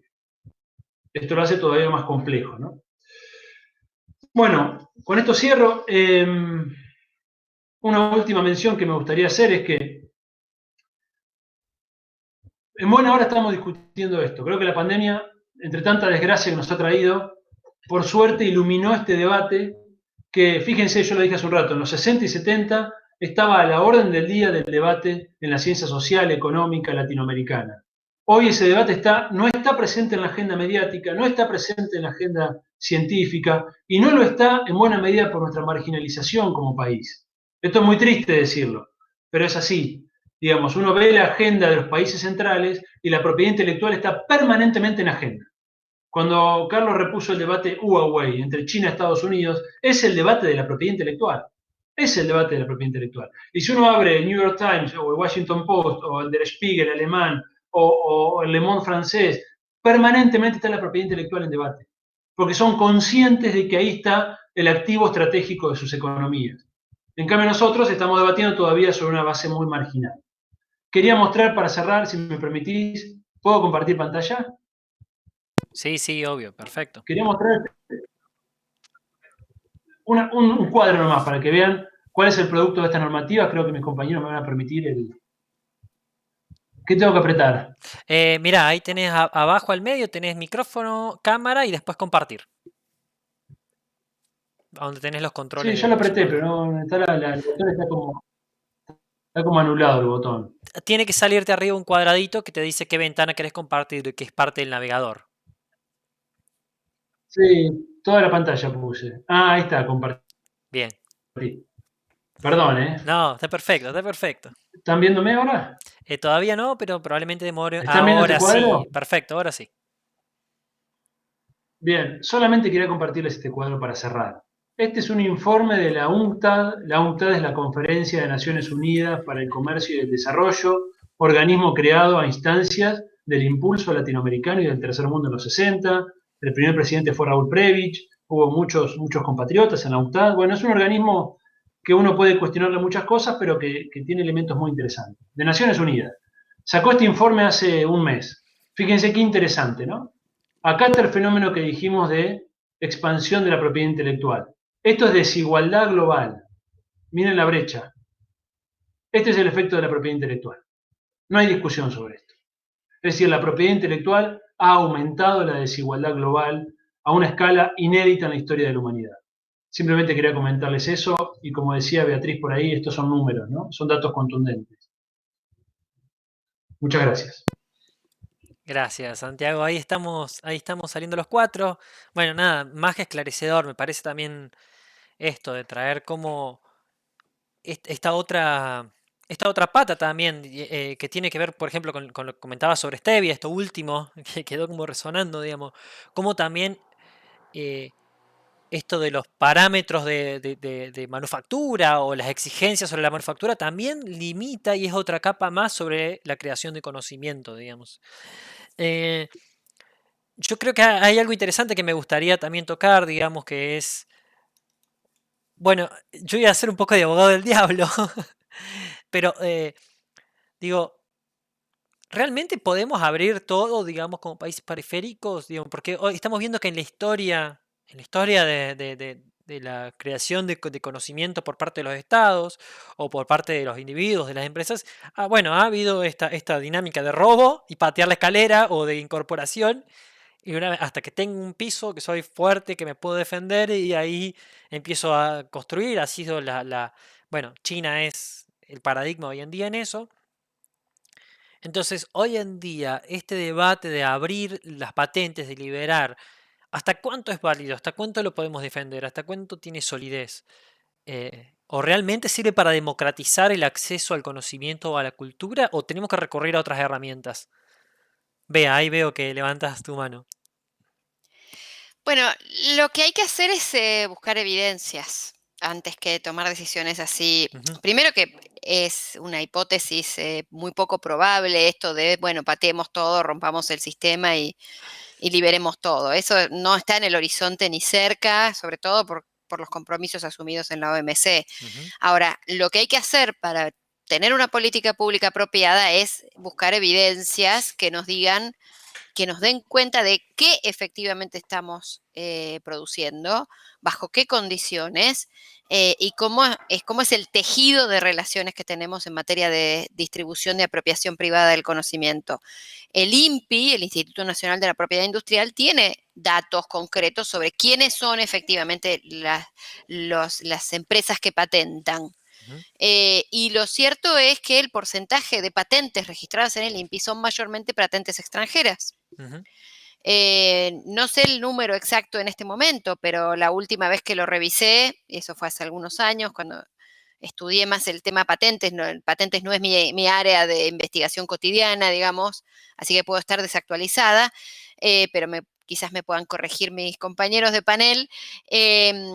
Alrededor del 90% de las patentes que se registran en el INPI son patentes que son de empresas extranjeras que hacen registro nacional en Argentina. Es decir, que lo primero que hay que hacer es realista y decir, bueno, ¿a qué le estamos dando protección de patentes en Argentina? ¿Cuál es la amplitud del sistema de patentes? ¿Cómo está funcionando el sistema de patentes en Argentina? Ese sistema de patentes está haciendo que generemos ese flujo, que profundicemos ese flujo de capitales hacia el exterior en materia de regalías de patentes, o podemos buscar la forma de que cosas que probablemente puedan estar patentadas afuera sean de dominio público acá, porque eso también, y hay que pensar desde el punto de vista económico, que hay un mercado grande de la economía del dominio público. Si nosotros tenemos condiciones más estrictas de patentabilidad, lo que podemos es ver que haya cosas que estén patentadas afuera que aquí no sean materia patentable y que por lo tanto aquí estén en dominio público y que una industria local pueda producirlo aquí sin tener que girar regalías. El mundo de las patentes es lo suficientemente complejo como para que no haya una respuesta unívoca a liberemos todo. Eso no está en el horizonte. El tema de liberar todo no está en el horizonte ni cerca. Lo que tenemos que hacer es elevar nosotros los estándares de patentabilidad en términos de hacer más difícil la patentabilidad aquí en Argentina. ¿Para qué? Para que haya más medicamentos genéricos, para que haya más posibilidades de absorber tecnologías de los países extranjeros que tienen mucho más desarrollo que nosotros, y no ser ilusos, y también prever la cuestión de qué figuritas canjeamos, porque eventualmente por proteger a una estrella de nuestra música, a 1 o a 2 o a 10 quizás, estemos girando regalías al exterior por millones. Entonces también tener en cuenta eso, que algo que puede ser una estrella en su momento. Hay el caso, por ejemplo, hay un caso bastante conocido de cuando se hizo muy popular la lambada. Soy veterana, pero no soy la única, así que probablemente sepan de qué estoy hablando. Cuando se hizo muy popular la lambada es un ritmo popular boliviano, es un ritmo popular del dominio público boliviano, es un ritmo folclórico boliviano, si se quiere, y que estaba en dominio público. Y eso llevó a que en Bolivia se diera una discusión fuerte sobre el tema de propiedad intelectual, que redundó exactamente en lo contrario de lo que venimos planteando acá, que planteaba recién Santiago. Y que terminaron poniendo un sistema de propiedad intelectual más estricto a partir de eso, porque se puso como los artistas bolivianos no tienen protección, y eso agravó mucho más la situación, porque eso ya estaba en el dominio público y había sido un elemento excepcional. Entonces, hay que ser muy, muy cuidadosos porque el liberemos todo no está en el escenario. Lo que está en el escenario es, con las regulaciones actuales, primero, cómo podemos hacer uso de las mayores flexibilidades, cómo podemos no dejarnos apretar por aquellos que quieren que, por ejemplo, persigamos penalmente la violación. Esto de la piratería como política de Estado, suscribo a esa opción. De hecho, voy a sumar un dato histórico. Hay una investigación histórica que hizo el doctor Guillermo Vidaurreta y también el doctor Rodolfo Rip. En la tesis, hay una tesis publicada de Flaxo, de la maestría en propiedad intelectual del doctor Rodolfo Rip, donde rescata la opinión de Sarmiento sobre el tema. Y Sarmiento decía que mientras no tuviéramos un sistema lo suficientemente desarrollado, debíamos copiar y traducir todo lo posible. Decía, mientras no se nos obligue por regulaciones del comercio internacional, tenemos que salir a copiar. Que fue exactamente Tenemos que salir. el modelo estadounidense a la hora de incorporar el conocimiento y libros y bueno, eso. Exactamente el modelo estadounidense de no reconocer copyright a autores extranjeros por Ujú, largo tiempo, es lo que planteaba Sarmiento en muchos de sus escritos del siglo XIX. Así que lo que hay que hacer es analizar caso por caso, revisar las estadísticas del INPI para ver exactamente qué cosas, a quién estamos protegiendo cuando Ujú. protegemos con la ley de patentes argentina. ¿A quién estamos realmente protegiendo? Sí. Santiago, ahí tenías algo, levantaste la mano, Carlos también. No sé si. Si quiere que hable Carlos, que yo hablé hasta recién. Carlos. Bueno. No, Dale, reforzando lo que dice Beatriz. este, Bueno, reforzando lo que dice Beatriz, ahí Jorge Sábato aportó un concepto fundamental. Jorge Sábato es un autor de los del pensamiento latinoamericano en ciencia, tecnología y desarrollo, un autor clave. Él hablaba de mix tecnológico, ¿no? Es decir, hay que pensar una estrategia múltiple que implique, en algunos casos, comprar tecnología. En otros casos, innovar tecnología. No estamos diciendo ser meramente copiadores seriales, pero también la opción de la copia es una opción. Es decir, es parte de un mix tecnológico soberano de un país. Ujú. Las tres opciones, copiar, comprar e innovar. Y esa ecuación en cada rama industrial, en cada sector, es distinta, Ujú. ¿no? ¿Cuál es la proporción en cada caso? Ese es un elemento.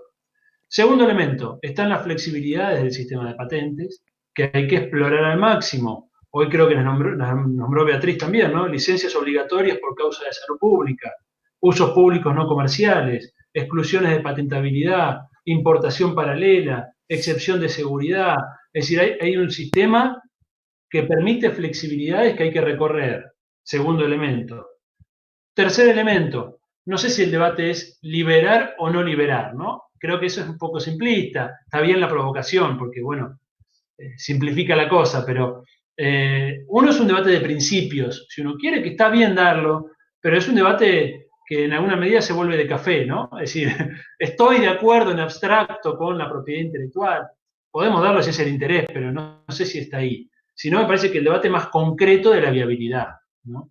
La viabilidad en el marco de un escenario en el que nos estamos desenvolviendo, que es un escenario sumamente complejo para un país como la Argentina, ¿bien? Y para todo el tercer mundo en general.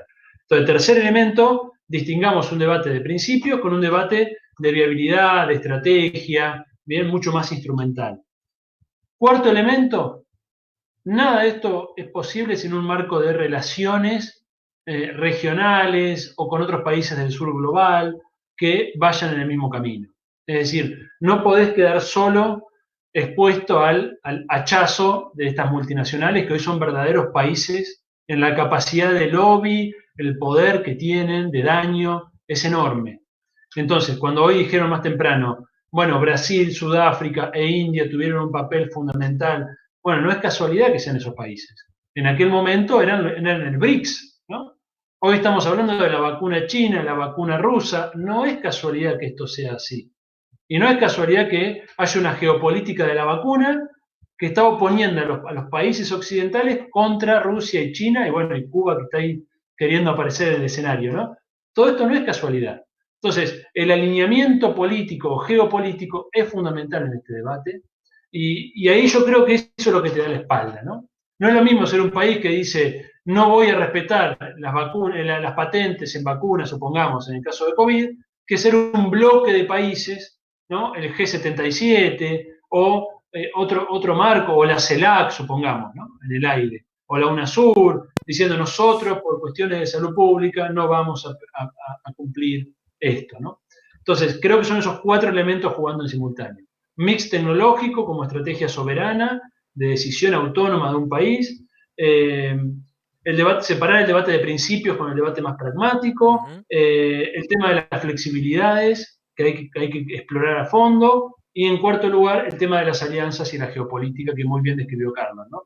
En este momento estamos en un momento bisagra en términos de una transición histórica, ¿no? Entre el centro en Occidente al centro en Oriente, hay un millón de debates ahí que no sé si tiene sentido reponer acá, pero sí está claro que la emergencia de China supone un nuevo escenario y eventualmente una ventana de oportunidad para poner a discutir algunas de estas cuestiones, ¿no?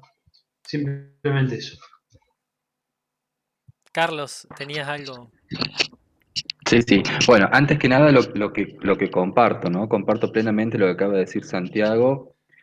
Primero, y lo había referenciado ya ya Beatriz, primero no caer en una especie de manicaísmo o de bipolaridad, ¿no? Entre libres sí o libres o dominados, digo, por la propiedad intelectual.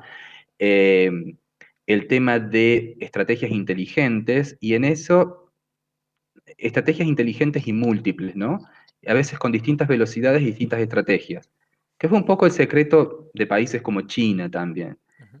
Lo es hoy en día, ¿no? O sea, la vas a ver a China colaborando por un lado, mientras mueve flotas, literalmente, ¿no? Flotas en el Pacífico Sur para enfrentar a los Estados Unidos. Y en ese sentido me gustaría recalcar por ahí el rol de algunos bienes estratégicos para el Estado y para la sociedad. Digo, no son lo mismo los derechos de patente sobre tabletas, ¿no? O sobre iPods, que otro tipo de cosas como radares, por ejemplo, ¿no? O sea, lo traigo al conocimiento porque Santiago Viena mencionaba el grado de periferización, usando un neologismo, que la Argentina ha ido incorporando en las últimas décadas, ¿no? Ese constante camino hacia ser cada vez un país más periférico por su peso relativo. Pero encontramos algunas excepciones a eso. Una de ellas, por ejemplo, la actividad que desarrolla INVAP, ¿no? Una empresa del Estado de Río Negro, con profundas vinculaciones con el Estado Nacional, y que entre otros hitos muy recientes ha tenido el desarrollo de tecnología propia para la fabricación, el diseño y fabricación de radares, ¿no? De radares de todo tipo, que es un club hiper selecto a nivel mundial, ¿no? Las capacidades que hoy tiene Argentina más o menos la tienen unos 15 países a nivel mundial. Digamos, sería medio contraproducente salir ahí con un liberalismo de patentes o de propiedades intelectuales, digamos, muy radical, que sí nos podría ser útil, ¿no? En otros campos del conocimiento, ¿no? Entonces ahí yo comparto el tema de usar estrategias múltiples. Me parece que este debate está bueno porque por ahí en ciertos círculos, quizás con Marco por ahí los hemos compartido, más académicos, se plantea la despropertización que mencionaba Santiago como un acercamiento a algún tipo de paraíso, ¿no? Y de socialización de los conocimientos. Y ojo que para los países más débiles o los países más rezagados o más sometidos, eso puede ser un arma de doble filo, ¿no? En la década de los 70 y a finales de los 70 y principios de los 80 hubo otro ejemplo muy claro que también lo protagonizó INVAP, que fue cuando Argentina logra el enriquecimiento de uranio por métodos propios, ¿no? O sea, Argentina ya hacía reactores nucleares. Digo esto porque Argentina es uno de los grandes proveedores del sector nuclear a nivel internacional. Así como no somos competitivos en un montón de cosas y nos conocen por la soja, digo, Argentina se sienta en el club de 20, 30 países que proveen insumos y productos terminados de alta complejidad como reactores de investigación en el mercado internacional, ¿no? O sea, hoy le estamos vendiendo a Holanda un reactor de investigación y producción de radioisótopos. Y Holanda es el gran proveedor de radioisótopos médicos de la Unión Europea. Y lo va a hacer con un reactor argentino, ¿no? Al tema. Entonces, digo, vuelvo al ejemplo. Teníamos la tecnología para hacer reactores, pero no teníamos la tecnología para enriquecer uranio. Francia y Estados Unidos a finales de los 70 son los grandes proveedores del mundo occidental de eso, tenían cerradas las exportaciones, Argentina desarrolla un método propio por difusión gaseosa, absolutamente propio, de cero, no hay bibliografía, no hay antecedentes para consultar en aquel momento, se hace todo el trayecto desde su inicio, se logra. Y fíjense el poder de haber logrado algo y de tener la tecnología guardada, que en el momento en que Estados Unidos verifica que efectivamente podíamos enriquecer el uranio, libera las exportaciones para Argentina, con tal de que no hagamos una planta de producción a escala industrial. Lo que se hace es en Pilcanilleo, ahí cerca de Bariloche, una planta piloto. Digo, a veces, que fue un poco la estrategia de los venecianos, ¿no? O sea, los venecianos decían, bueno, traigan cosas, no le vamos a reconocer los derechos a los otros, un poco el tema de la piratería, pero una vez que lo tenemos nosotros, cerramos el candado, ¿no? Porque si no, no puedo reproducir el proceso de acumulación. Digo, Brasil Con el tema del caucho no pudo, porque en aquella época incluso no estaba instalado el paradigma, retener una propiedad intelectual de lo que eran los árboles y las plantaciones de caucho, y se la terminó arrebatando un país que no tenía una sola planta de caucho en su territorio, como es Francia, a través de los desarrollos del caucho sintético de DuPont, y resultó ser que ellos terminaron siendo dueños del negocio y Brasil lo perdió, ¿no? Después de haber sido una de las explotaciones más importantes que tuvo, quien haya conocido Manaos verá los rastros de esa opulencia que hubo en aquel momento, ¿no? Entonces, vuelvo a recalcar, la total coincidencia con Santiago y Beatriz en este sentido, ¿no? Prepararnos para estrategias sofisticadas, ¿no? En donde tomo algunas cosas y dejo otras y hay que ver en qué grado. Y no solamente tener en cuenta bienes y servicios, digamos, cuyo alcance o cuya satisfacción de necesidades está más vinculada a los intereses individuales, sino también aquellos que tienen que ver con intereses estratégicos del país y de la sociedad y de la proyección de su poder a nivel mundial, que por ahí corren por otras aristas, digamos. Gracias. Sí, ya, incluso, bueno, vamos pisando ya las 7 de la tarde, así que me gustaría ir redondeando para que no se haga tan largo. Pero nada, no quería dejar de mencionar también algunos temas que por ahí quedaron en el tintero y que con esta idea de que la charla no era una búsqueda de respuestas absolutas, sino todo lo contrario, sino una búsqueda de preguntas, que a veces es tan importante como o más que la búsqueda de respuestas. Eh, entonces, me parece que hemos ido tocando todos los temas que teníamos planteado. Han aparecido algunas preguntas que ahí las vamos a recuperar, pero no quería dejar también de dejar pasar el rol de la ciencia, por ejemplo, en todo esto. Yo vengo de ser estudiante de física, así que vengo de ese palo también. Eh, y nada, por ejemplo, el rol de las revistas científicas en todo esto también, ¿no? Cómo uno, a la hora de producir conocimiento científico, se registra, digamos, los investigadores publican su conocimiento científico en revistas, al publicarlo ceden los derechos de publicación sobre su conocimiento muchas veces a las revistas, y después terminan pagando para volver a acceder al conocimiento que ellos generaron, digamos, o para acceder al conocimiento del resto de la comunidad científica, que está inmerso en esa misma lógica de revistas certificadoras de conocimiento válido, digamos, ¿no? Entonces, también algo interesante para pensar es, bueno, ¿cómo abrimos o no el conocimiento? ¿Se pueden generar revistas abiertas de conocimiento? Hoy, y eso también es transversal al tema vacunas y al tema patentes. Bueno, me agarro del tema vacunas porque es lo que hoy en día está em, en boga, digamos, pero es donde se certifica muchas veces, entre muchas comillas, todo este conocimiento que se genera. Eh, Hoy en día también los institutos de investigación a la hora de patentar muchas de las cosas que los investigadores y las investigadoras desarrollan, también atraviesan un problema, digamos, recuerdo en alguna charla de física, de congreso de física, el problema que era para muchos investigadores, incluso de IPF, poder regularizar algo y los pasos complejos que tenían que pasar para poder certificar y patentar algo que habían desarrollado. Y para cuando eso se lograba, se terminaba filtrando o se terminaba pasando otra cosa y venía una empresa internacional y se acaparaba ese conocimiento. Entonces, eh, nada, es como estoy haciendo un repaso también por todas estas otras aristas que no hemos tocado y que van complejizando y sumándole complejidad a este debate que muchas veces se simplifica en liberemos todo o todo lo contrario, la propiedad intelectual y cerrar patentes es la única forma de que a los autores se les pague por lo que hacen, digamos. Y que el autor siga produciendo conocimiento porque es la única forma de que se le pague. Entonces, em, traer un poquito a colación esto, lo complejo que es el debate en realidad y cómo no se lo puede simplificar en blancos y negros, sino llevarlos eso, es una escala de grises muy sutil, digamos, muy sutil.